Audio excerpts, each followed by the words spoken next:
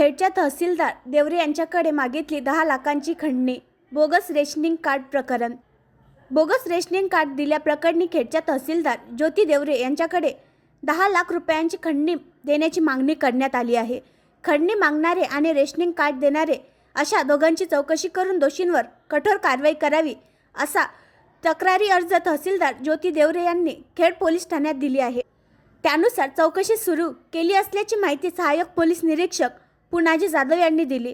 तहसीलदार ज्योती देवरे यांनी दिलेल्या तक्रार अर्जानुसार तहसील कार्यालयात पुरवठा निरीक्षक अधिकारी यांच्या माध्यमातून रेशनिंग कार्ड देण्यात येतात. त्यांच्या निर्गमित असलेल्या सन 2015 ते 2023 दरम्यानच्या रेशनिंग कार्डमधील एक कार्ड एका लाभार्थीला मिळाले. ते देताना संबंधित अधिकारी यांनी ऑनलाईन 4,000 रुपये घेतले. ते कार्ड दिल्याची तक्रार एका व्यक्तीने केली.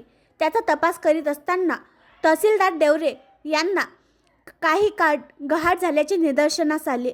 असा प्रकार घडला आहे असे समजताच संपर्क करणाऱ्या व्यक्तीने तहसीलदार देवरे यांना मोबाईलवर मेसेज करून प्रकरण मिटवायचे असेल तर 10 लाख रुपये द्या असा तगादा लावला. तहसीलदार ज्योती देवरे यांनी प्रकरणाची सखोल चौकशी व्हावी आणि दोषींवर कारवाई व्हावी यासाठी संबंधित प्रकरणाबाबत खेड पोलिसात लेखी तक्रारी, त्यात खेड तहसील कार्यालयात असलेल्या पुनर्वसन व रोजगार हमी योजनेचे अव्वल कारकून सुनील किसन नंदकार यांच्या चौकशीची मागणी केली आहे. तसेच कार्डधारक महेश लक्ष्मण नेहरे यांच्याही नावाचा समावेश करण्यात आला आहे. दरम्यान हे प्रकरण मिटवून घेण्यासाठी थेट तहसीलदारांकडे खंडणी मागण्यात आल्याने महसूल विभागात खळबळ उडाली आहे.